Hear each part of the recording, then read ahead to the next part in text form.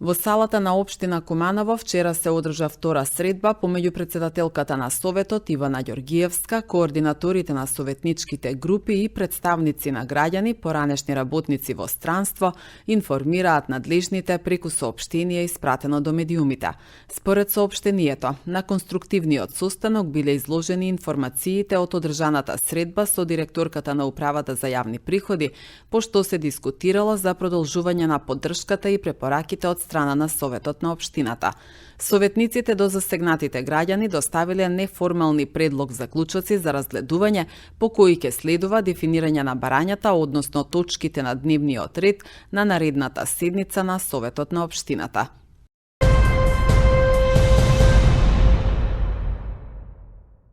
Полициски службеници од секторот за внатрешни работи Куманово вчера лишиле од слобода двајца кумановци на возраст од 19 и 17 години. Според полицијата, тие се сомнича дека со уште неколку лица на улицата Лесковачка физички нападнале 21 годишен кумановец, при што употребиле и тврд предмет. Тие биле приведени во полициска станица и по целосно документирање на случајот ќе следуваат соодветни пријави.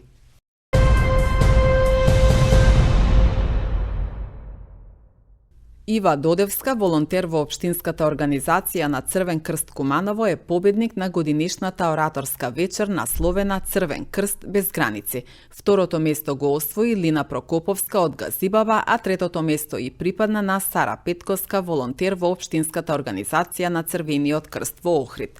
Третото издание на ораторската вечер се одржа вчера вечер во салата на Занајчискиот дом во организација на општинската организација на Црвен крст Куманово.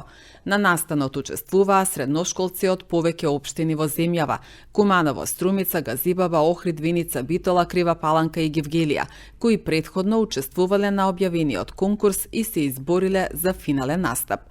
Трите најдобри говори се избрани од страна на стручна комисија составена од 5 члена: Анита Цветковска, професор по македонски јазик и литература; Ана Манасиевска, студент на катедрата за македонски јазик и книжевност; Елизабета Павловска, председател на Друштвото на писатели во Куманово; Ален Милковски, волонтер во Црвениот крст Куманово и Ивана Гошева, волонтер во Црвениот крст во Виница.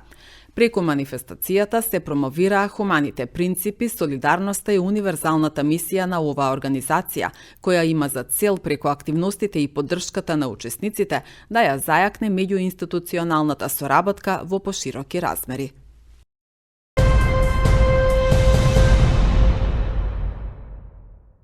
Екипите на јавното предпријатие Чистота и зеленило поставија метални столпчиња на дел од булеварот Трета македонска ударна бригада. Целта, според градоначалникот Максим Димитриевски, е одделување на пешачкиот од моторниот сообраќај. Изминатите години на булеварот Октомвриска револуција беа поставувани пластични столпчиња, но честопати уништувани од несовесни граѓани, заради што се продолжи со поставување на метални столпчиња на повеќе локации во градот.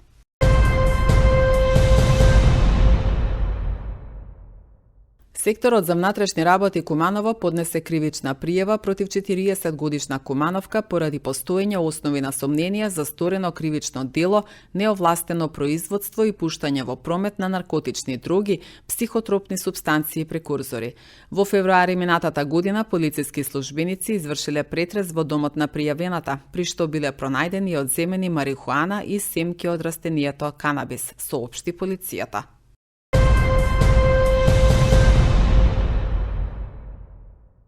Директорот на Царинската управа Бобан Николовски во обраќање до јавноста посочува дека безбедноста започнува на граница, а царината секој ден има директна улога во заштитата на семејствата. Улогата на царина е превенција, да реагираме навреме и да заштитиме пред ризикот да стане опасност, порачува Николовски.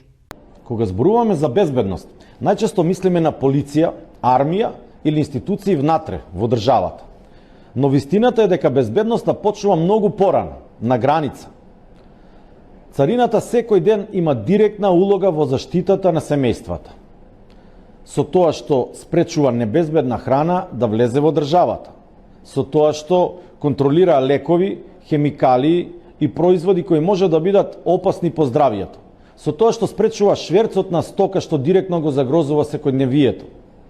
Ова не се работи што секогаш се гледаат, но тие се чувствуваат. се чувствуваат кога родителите имаат доверба во тоа што го купуваат. Кога знаат дека државата стои зад контролата. Кога системот реагира пред проблемот да стигне до домот. Нашата работа во царината е превенција. Да спречиме ризик пред да стане опасност. Да заштитиме пред да биде доцна. И токму затоа редот, контролата и дисциплината не се бирократија. Тие се директна заштита на здравјето и безбедноста на граѓаните. Кога царината е силна, семејствата се посигурни. Министерството за внатрешни работи соопшти дека во текот на вчерашниот ден 651 прекршоци се регистрирани преку проектот Безбеден град. Од нив за минување на црвено светло констатирани се вкупно 50 прекршоци, за возење со брзина поголема од дозволената констатирани се вкупно 585 прекршоци, а за нерегистрирани возила 16. При тоа изречени се вкупно 58 забрани за управување на моторно возило. Министерот за внатрешни работи Панче Тошковски смета дека со реализацијата на проектот Безбеден град, граѓаните ќе сватат дека и досега можеле да живеат подобро и побезбедно.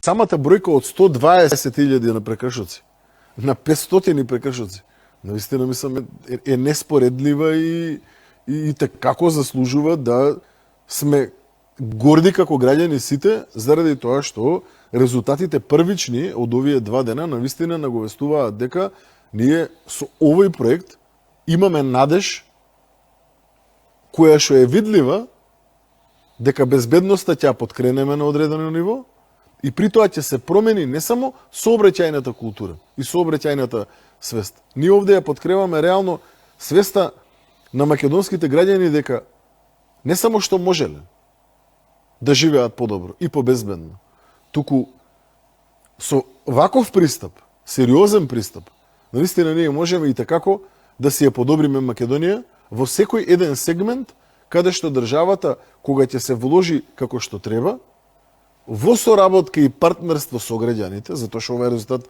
на македонските граѓани не е на никој друг резултат, може да на крајот ги имаме овие видливи резултати.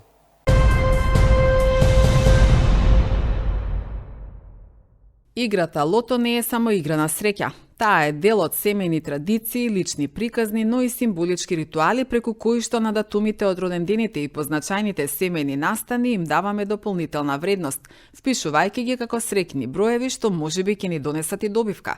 Освен на уплатните места, Лото 7 и Џокер можете да одиграте и онлайн, од било кое место во било кое време и да почувствувате дека навистина сте застанале под среќната ѕвезда. Господине, дали ги играте игрите на среќа Лото 7 и Џокер на државна лотарија? Играм, пошто тоа ми останало од младост, малку повеќе во тоа време си играло, али не стално, али дојде ми нека инспирација да играм и да пробам пак среќа. Дали ги играте игрите на среќа Лото 7 и Џокер на државна лотарија? Да, понекогаш играм Лото 7. Како најчесто ги избирате броевите? Броевите најчесто ги избирам по случаен избор. Може би по некој роден ден, мој или на моите блиски, но може да биде некоја случајна бројка. Дали имате ваше среќно место каде што секогаш плаќате? Па таму кај што имам добиено е среќно место, но всушност сите места се среќни. Дали ги играте игрите на среќа Лото 7 и Џокер на државна лотарија? Па играм, порано сум играл повечко, а сега повремено играм. Како најчесто ги избирате броевите? Броевите по слободен избор. Немам некои комбинации да правам, слободен избор и така. Дали имате среќно место каде што секогаш уплаќате? Не. Кај ќе ми се падне на пат да ми е, таму уплаќам. Учествувајте одговорно во игрите на среќа на државна лотарија, кои не се наменети за лица под 18 години.